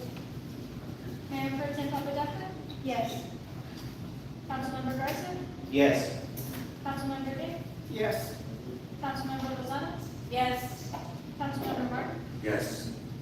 Councilmember Molina? Yes. Mayor Carter? Yes. Okay, motion passes. Okay, moving on to 8G, discussion and possible action on City of Kirby Mayor and City Council Leadership Retreat for August 5th, 2023. Dr. Rowland. Council members, one of the things that I shared with you all when y'all when I had an opportunity to have an interview was to talk about a retreat. I know a council member or citizens made comments in reference to spending a whole lot of money for a retreat. We didn't say we're spending a whole lot of money, but what we're going to do is the more we educate our leadership, you all are our leadership for the city of Kirby, y'all are creating the policies for the city. The more you all are educated on the departments and the topics and how processes work, the more educated citizens are because they are the ones who are talking to you. During this retreat, you're looking for that Friday, August 4th, is to have, so it says 5th, right? Mm-hmm. So the 5th is a leadership retreat, that's the all day. The thought was in the retreat was it was supposed to be 2 days. About 14 to 15 hours is what it normally takes for things to gel. This leadership retreat is really about everyone understanding each other, developing policies and goals that you want to accomplish for this next year that then shows itself in the budget process that we're currently going through. That only happens when you all talk to each other and you have people helping you to go through the process of understanding the process to get where you're trying to go. Everyone's not an engineer. Everyone is not a mathematician. Everyone is not an educator. So everyone has skill sets and everybody learns differently. So the goal is to start on Friday night, about 6 o'clock. We're gonna have some team building goals, understanding how everybody processes things. It's very important that you understand your colleagues because you could just say, hey, they just don't like me, and they'd be like, hey, I could just have ADHD and I can't focus. But you need to talk to me a different way for me to understand what you're saying, and you all, are saying the same thing, just processing it differently. We'll have dinner, do some team building, and set some goals. The next day, which is Saturday the 5th, we'll go through where we'll have every department is going to come and present to you all. You all are going to get, we'll go through the day where we're going to go through each department, and we're going to try to get majority of, some of the contractors. Again, you all know some of our departments are contractors. Hopefully, we'll be able to get the engineer, the other firms to come in for about 45 minutes to bring you up to speed, like if this is day one, of like understanding what is the permitting process. So when citizens complain to you, you know the process, you know that the process is gonna be online, and they're not just getting the shaft, there must be a misunderstanding, right? I think, what does it take when, what are the numbers you need when you have a water break, right? Though that information, you are a frontline defense, and you all being educated on that process is important for the citizens getting information. We want to be, the citizens of Kirby City Council, everybody should be working together because this is our community. The retreat is gonna have that. We'll come in, the police department, the fire department, Kirby Senior Center, going down the line. And we're gonna have discussions on, you're gonna get updated. The experts in their department are gonna come to you all and myself. I'll be giving the presentation. We're gonna give you kind of the sweet and ugly of where things are at in those departments, but also sharing with you the goals that we want to accomplish for this year. You all will then have some goals or some things you want to accomplish. And so the goal is then to have that conversation to say, okay, for example, we're gonna have a list of things on the agenda. We're gonna have it posted, which is why I wanted to get on the agenda, because we'll probably have a majority. And as long as we have these issue areas posted to give us the latitude to talk about these things, we're not gonna go into detail to talk about cases. But some of you, many of you in your wish list talk about code enforcement, right? So how much does it cost? What are our priorities? And so then you'll be getting an update on where we're at with that, an update on, how many cars we have, how many officers we have. Because I think there's you all need to know, Public Works, there's 10 people. Budgeted, we only have 5, and it's been that way. We lost one last week, but before that, for months, it's been a certain way. You all need to know that, so when y'all are saying, hey, I need these things fixed now, I need these fixed now, y'all understand what we're dealing with. We have a plan, again, I'm going into what I'm going to talk about Saturday. Okay, so again, just to share with y'all the in-depth of kind of, so you all leave understanding and knowing where we're at. And so now you all, when the budget process comes, you understand why we have this much in this department to fix the priority that y'all listed. So the goal of the retreat is to have these ideas come out. For citizens who don't know, the only time city council can talk to each other is a posted meeting. It will be a posted meeting, it'll just be a retreat. I will give you the location. We have not found a location yet. It is not gonna be more than 30 miles away, but I'm also saying it may not be 1 mile here. And I will share with you all why a little later. But again, it's not gonna be where any citizen can come. It'll be posted, we'll have a location, but I just want y'all to know it may not be 1 mile in Kirby, and I'll say I will make sure to find a place that is not more than 25 miles for our citizens who want to attend to. And they have the right to attend, they just can't say anything. They're during the retreat. Okay, so Dinner on Friday, if we were to have dinner, is everybody planning? Can everybody make it? I guess is the first. that's on the 4th, no, dinner will be on the 4th. Yes. At 6 p.m.? So it's dinner on, dinner probably be at 7, but dinner on the 4th. We're doing dinner, goals, team building. On the 5th, we're doing breakfast and lunch. We'll be done, and you all can go home and have a home cooked. Hopefully everybody will come out and be new. On August 4th.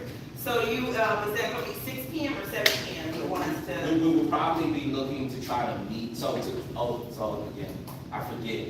It does need to be 6. Because if we start at 7, it pushes us back. We need about 3 hours. It'll be like a working kind of dinner. We'll kind of set the stage while we eat. Once we get done eating, then we'll do some moving around. identify priorities, look at these, those types of things, because again, the entrance to our community says a lot about us. The entrance to our city building says a lot about us. And so the goal is to get us to be, to get those things moving. But I'm gonna get support of city council, to actually get us there, because again, the same standard we hold citizens to about cutting grass, maintenance, and all these things, we wanna have the same standard for ourselves. Now, August 5th. So do we know the hours? I mean, I know, like 6 PM till 10 PM, August 4th, and then, the hours for Saturday, and then do we know the cost Cost of what? for the retreat, for the dinner, for, I don't know what the cost is for the dinner for everybody, and then the staff that will be there, I don't know the cost. okay. Because So the like, department heads will be there too. okay, so, or the venue or place that we choose, do we know the cost of that, or? No, we don't. We're going to be good stewards of the taxpayer dollars, but it'd be just like going to TML, it'd be like going to any training that's hosted by any organization that's an auxiliary. The goal is not for us to spend a lot of money. We may go to a place that, again, I looked at a couple co-working spaces, I looked at a place that, one place was $900 to use the facility. I mean, so there's a wide range. We have the money, but again, part of it is, again, how much is your training worth, right? TML charges a lot of money to go to training and get an update. We're doing our own training, and we're gonna bring in our departments to do this. And so the better informed you are, the more effective you are for the citizens. So the citizens should be want you to go to this retreat to be able to set guidance for them. So, but the cost is, I mean, it's not gonna be, thousands of dollars. We're not eating, we're not ordering Harry Steakhouse or anything like, it's gonna be, again, basic, but again, we're gonna make sure you have dinner, we're gonna make sure you have breakfast, make it, whatever dietary restrictions people may have, and make sure that you have the lunch, but again, and then, so that's the cost for food. We may have cost for space, and then again, one of the things I'm trying to get us is like an orientation binder, right? So we're working on, how are we all oriented as council to the city? How many, those types of things, right? Having a true conversation of like, what is our orientation? We're ready to get the knowledge and information for us to make the best informed decisions. And so, there may be some, I heard, I don't even make no jokes, but everybody doesn't have a shirt, do they?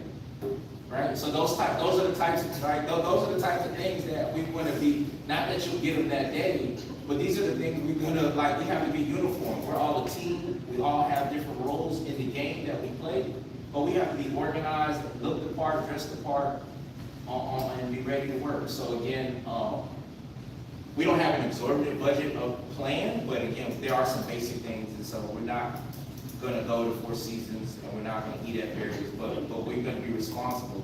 But again, if you haven't done this before, the sky's the limit. Thank you. Is, Mr. Miller, go ahead. Who's that?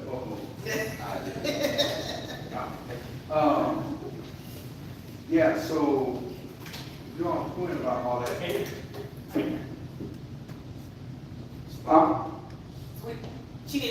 She's learning for the timer. Okay, okay. So we've been on this retreat topic before, and I know there's some folks that, some officials who are like, nope, not gonna do it. I'm gonna have to implore you, whether I support you or I don't support you politically, I'm gonna have to implore you to attend this retreat. I've been to retreats before, where there's team building and all that good stuff, and a lot of positive things. I don't know if each one of you have been to a retreat before, but if you have not, I'll tell you that a lot of good stuff comes out of it. Everybody up there is different. You have different agendas, you have different wants, you have different needs. you live different lives, you come from different backgrounds. And while you may be different on your political stances and your positions on certain city issues, there are a lot of issues that you can benefit. You can take things from the retreat and benefit in working out issues, whether you agree with each other or not. Just knowing little things about each other. Well, I went to retreats and with coworkers, and there were coworkers I absolutely despise. Like, you know, the kind of person you don't like them, you don't know why. And then after the retreat, well, they were actually able to work with them and dismiss that feeling I had about it because of what I learned about it in the retreat. And that benefited, you know, I work in the medical field, that benefited our patients. Well, you guys benefits the citizens, right? If you guys can work together.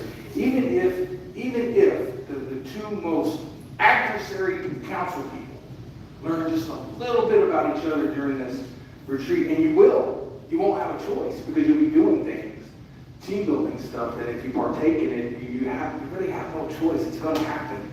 You're going to learn something about each other. And if you could just learn one little thing that could help you, just one little bit, that one little thing turns into some big benefit for everybody else, citizens, and you guys working together. As far as money goes, there's a lot of things, you know, dang well, I want to sit up here and say, nope, that money needs to go to. But you guys have a city to run. You have the power to pay for this retreat. You have the authority to do that. And you should do it. I don't hear any citizens up here screaming, no, don't do it. So unless you have a really, really good, compelling reason not to want to do this retreat, I'm going to have to say you need to do that. I'm going to hold it against you if you don't. That's not a threat. I'm just putting my position on that. I'm going to want to know why. So if you don't want to go to the retreat, you need to let the citizens know why. So that way we can use our vote at the next election to figure, you know, we need to know why you don't want to team build with your fellow council people. On the flip side of that coin, playing devil's advocate here, these council folks volunteer. They don't get paid, and I'm talking to you, doctor. They don't get paid. They don't have to be here. They can walk out anytime they want, and yet they're here. They're here dealing with me. And that's not easy. I mean, they're dealing with all kinds of stuff. And they're here, right? So I would caution forcing people to do things extra. And I'm sure that you have the skills needed to convince and sway people to do these things. But just remember, these folks up here have lives, they have jobs, they have obligations outside of council. I would recommend that this retreat be done at such a date that allows folks who have obligations, jobs, to plan and put in for time off so they can attend these 2 days. That would help folks that do have these, because there are some folks here that do have some jobs and commitments to take them out.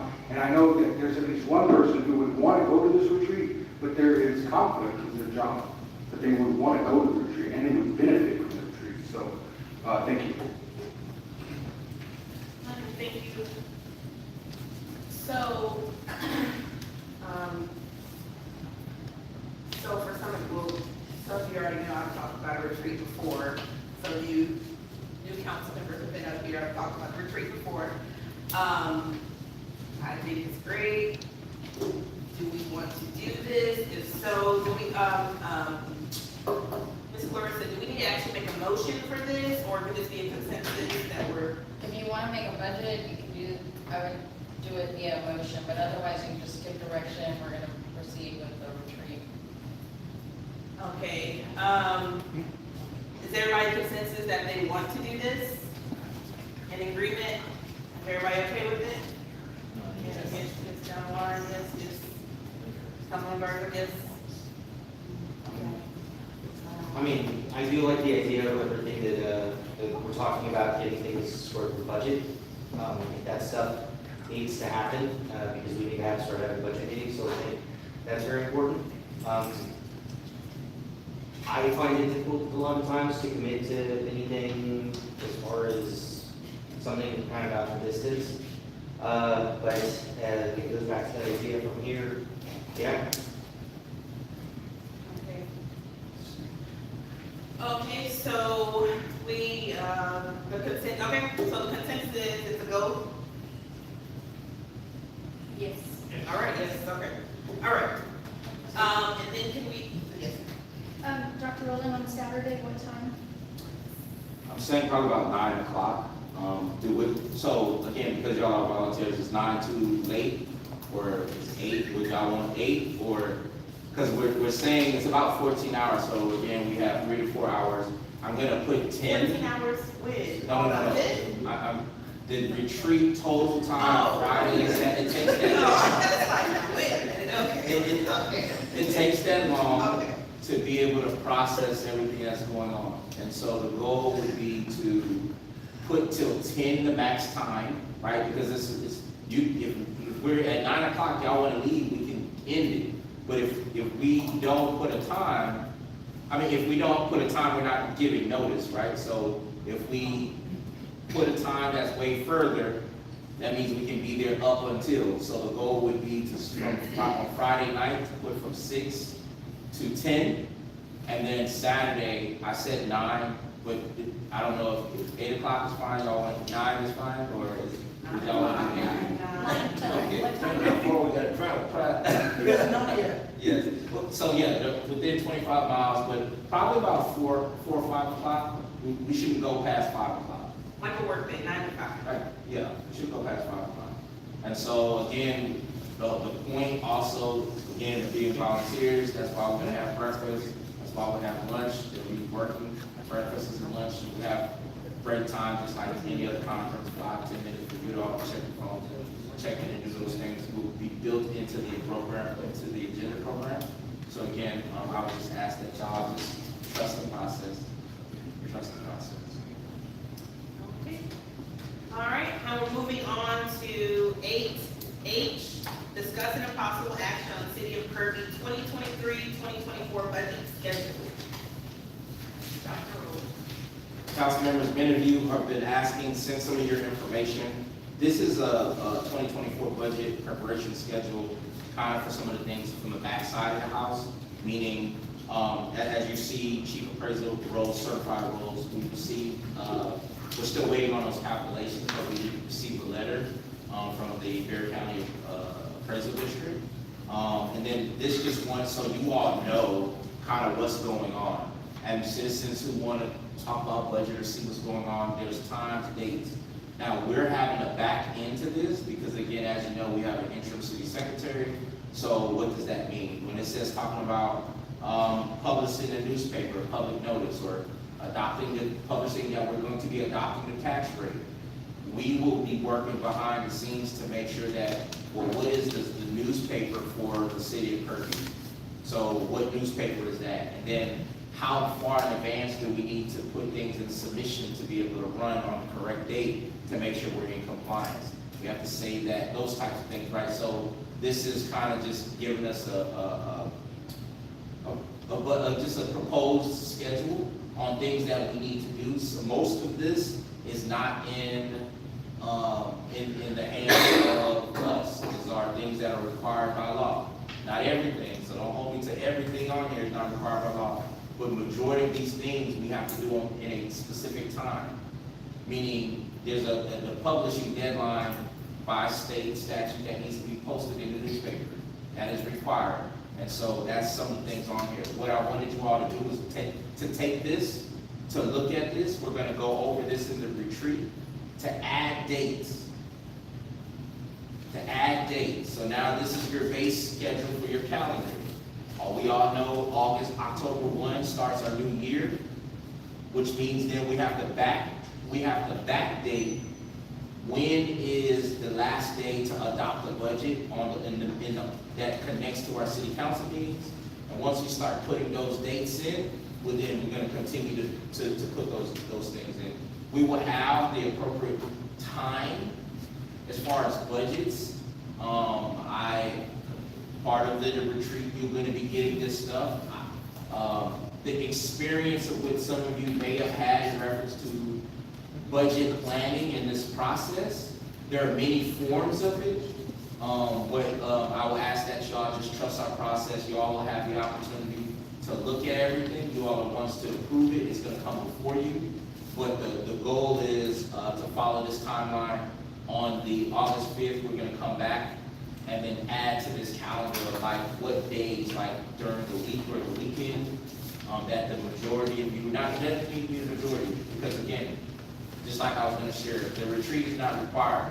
So as long as we post it, we don't have to have you're not voting, but we just have to notice the citizens that y'all could be gathering as a quorum, and y'all gonna be talking about issues. There's no voting on that day, so we have to give notice. But during the budget process, to schedule a meeting, we have to give notice. And so I want you all to take this sheet, this is our backdrop, and then put 2 or 3 days that y'all want to meet for an hour or two to kind of, in addition to going over the budget outside of these dates. And then we're going to discuss those on the 5th. So do we,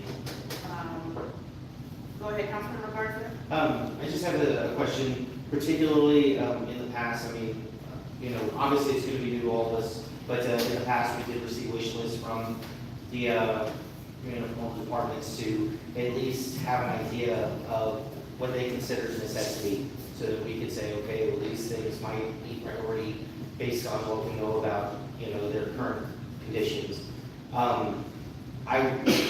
More than anything, I think what I want to see is something like that. You know, are we going to receive something like that, or is that something that we're going to determine once we have these dates, or is that something that we're going to discuss at the retreat? How's that supposed to work? We're going to first discuss that at the retreat. You'll then have, so all the 3 things you mentioned, we're going to do all 3. We're going to discuss at the retreat. I'm asking us to put additional dates to have these discussions, but I also want us to be very clear. The department heads wish list, you're going to get that in the overall presentation at the retreat. But the whole picking through, having a conversation, that's not going to happen. You all are going to get the numbers and get everything you need, and then you all will have that discussion based on you all's priority, but that will already be presented to you, already complete. So we're making sausage. The city council, the whole budget process is your process as far as the budget numbers. The department heads and the employees and all, we're going to have our meeting. Our meeting is August 1st. And so we're going to be preparing our stuff too, to be able to present to you, so whatever, complete the way it needs to be. And then you all have the ability to change or move and do those different things. Because the staff knows that's kind of where they want to put resources or where priorities. You're going to get those priorities in the presentation on the 5th. And then in the budget you receive, those things will be, the goal is to present to you a balanced budget. From that, you all will be able to make decisions on wherever, however y'all want to move or change or those types of things. And so that's the process. But again, August 5th, you'll have that first opportunity. If you have additional days that you all can agree on, we'll have several other opportunities to kind of continue this process. Thank you. And so everyone, if we can start thinking, so August 5th, can we, everybody just agree to at least have like 2 or 3 days, you know, we can throw out, maybe we can agree on to move after August 5th. And if let's say. You're talking for budget. Right, for budget, right, for dates. Okay. All right. Okay, moving on to discussion and possible action on iWorks agreement for work order system for public works.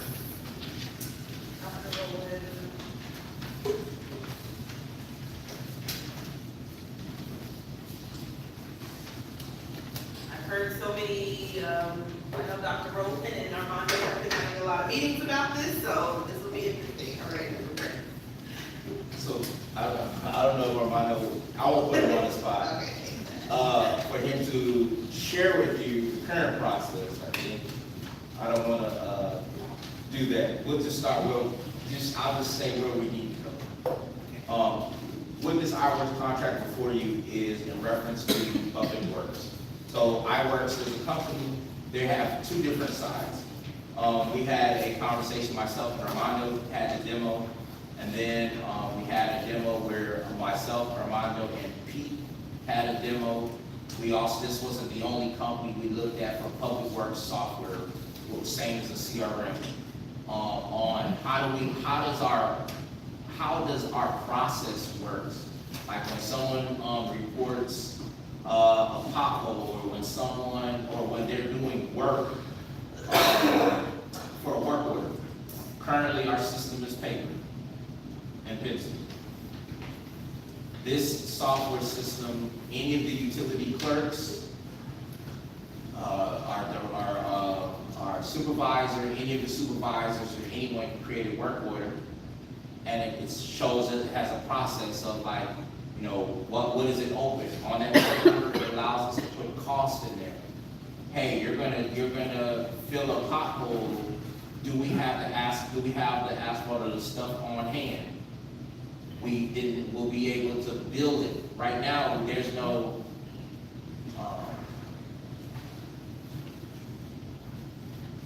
the way we categorize projects should be categorized by project, like project A. Like I'm gonna do pothole fields on Hickory.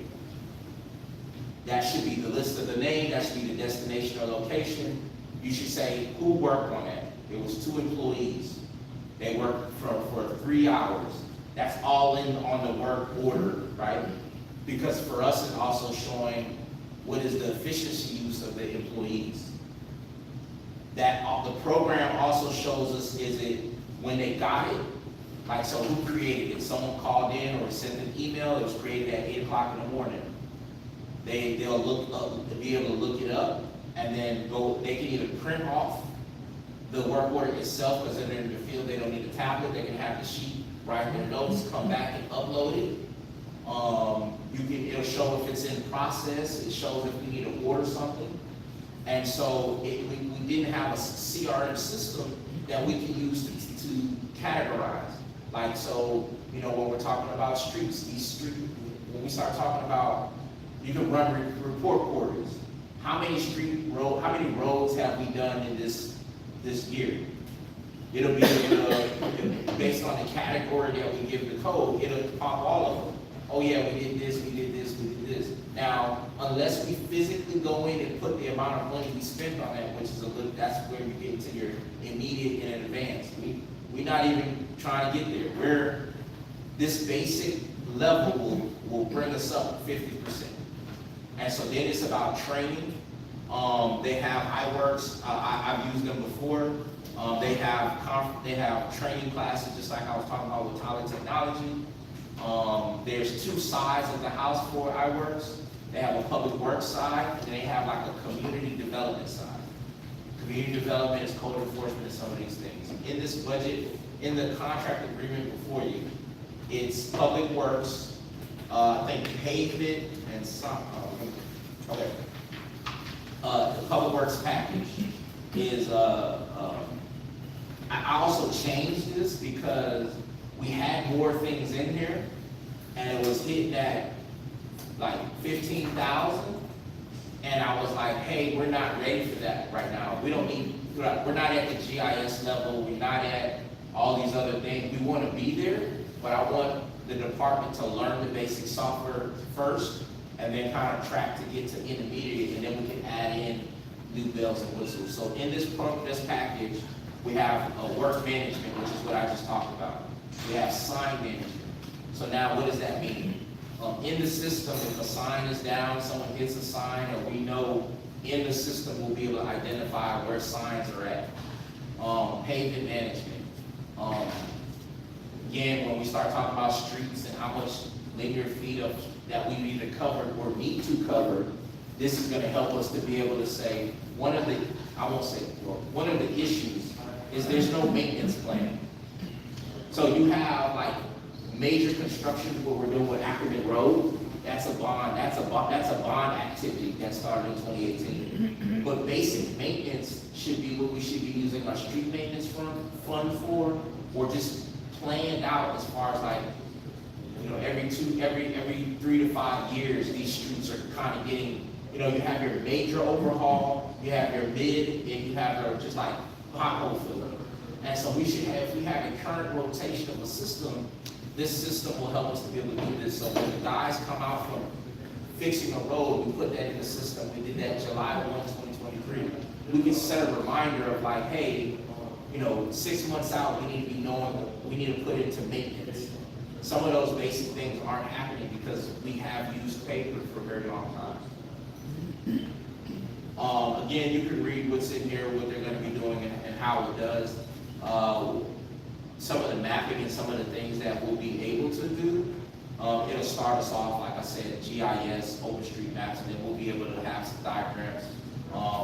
In this package, on the second page,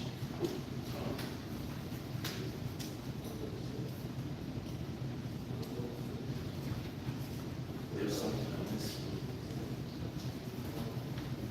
On the second page is, again, implementation. How many hours to integrate everything, our current system. We have to put we got to put the data in, data in, data out. And they're one-time setup. They're waiving those fees. One of the things on why it needed to be, they're waiving some fees, not all fees. But one of the things, and we have to have an estimated contract, if you look at the bottom, by July 31st, for us to benefit from some of those savings in reference to set up an additional cost. So if we go from $14,900 to $7,250.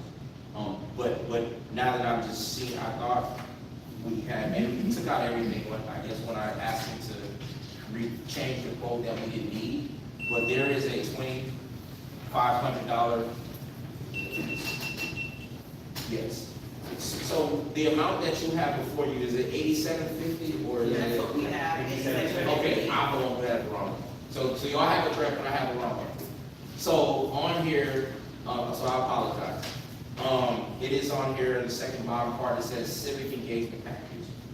What does that mean? Citizen, engagement. So we can do surveys, so there's a public facing portal.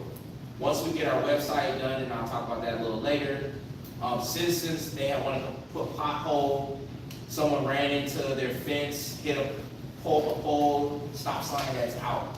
They don't want to call, it's too early, it's 3, 4 in the morning. They can go on the website and a citizen front-facing portal and report. They can put their name, phone number, email. So do they want to be notified that this was done? Or they can just report it. They can put, just for them to put out there. Now what that system is, it goes in a system bank. So when our supervisors come in that morning, or the utility clerks, whoever's checking it, can then prioritize work orders. Right now, well, I'll just state it, prioritize work orders. So this allows us to be able to do that. A water main break versus a stop sign or a pothole, that someone's notifying us, and then we put that in our pothole list. And then once we get to full capacity, what you do is you manage public works. You manage the schedule on how many things are getting done at the same time and just checking off our list. This software system will help us to be able to get some of those things under control, which gives us better data, which allows you all to make better informed decisions. So the correct total approval would be $87.50, not the $72. Does anybody have any questions? Councilmember Garza? Go ahead, go first. All right. I see this that, it's 87.50, but this 17.50 will be for the first year. Was this, I thought I read somewhere where this was gonna be like a 3-year contract? Is that correct? Yes. And then the rest of the years it will be less than 17.50 for the remaining 3 years? No. So it is a 3-year contract. The amount 3 years should be the $7,000. So if you go up to the top, right, the integrations and all that goes away after the first year. Right. Okay. And you're saying that this would help track everything, not just the street, but anything like water or sewer also, that if they're having like a water leak in their yard, they could also report it here, Yes, sir. and you can track it? Yes, sir. Okay. This allows our crew or the utility clerks, someone calls in, right now they're putting it on paper. Mhm. We open the system, put it in there, and then a work order is generated for the guys who come in. Or citizens don't have to call. They're gonna be able to go on our website, type the information in, and it's gonna go directly to our system, generate a work order. And so when they come in, they'll now have 5 workers in queue. Now, that doesn't mean that those 5 work orders are the top work orders that's gonna get done that day. Because we have to prioritize how, but it just allows us to make the best informed decisions, and we're not missing anything. Right now, citizens say, hey, I called about this, or I called about this, and we're like, well, who did you call and who took the message? Right now, in that system, it'll be able to show it. We can print off how many complete, how many in progress, what's going on. And you can keep an eye on it Yes, that sir. way, instead of saying, oh, this came in 2 days ago, 3 days ago. Since it's logged in, you'll know when it actually came in. Absolutely. Well, and then the supervisor's responsibility is on the administrative back part, is for them to assign the guys to it. Right now, like, so who, in case something's the liability, who worked on what? So this project had 2 people, this project had 3 people, or this one person did this. We know, and it's not like, oh, we don't know who did what. And the code, you said code compliance can be tracked with this, or? I'm glad you said that. There are 2 sides of what we're talking about. Currently, right now, we're only talking about public works. The iWorks has a code, they have a community development side that talks about,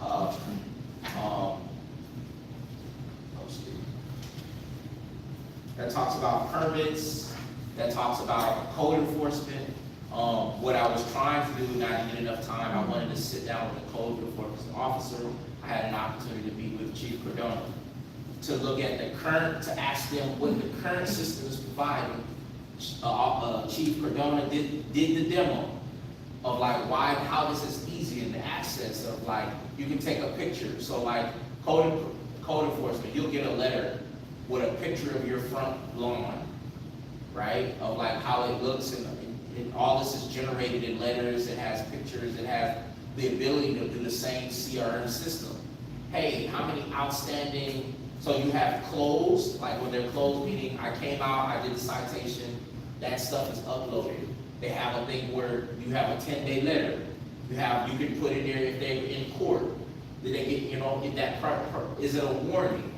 And then we can just query and say, give us all the open tickets that haven't been closed for this, or how many tickets have been to house number 8, and we'll be able to pull that up. And so then, if we have several and they're just a repeat offender, the judge and the prosecutor has discretion to go up based upon those things. And so again, we don't want to be punitive, but the goal is to get a system that works for everybody. And that system is coming, but it is not on this agenda because, again, I wanted to make sure that the people who were using this, which was the code enforcement, I had some feedback based upon what they're currently using versus what I want to go to.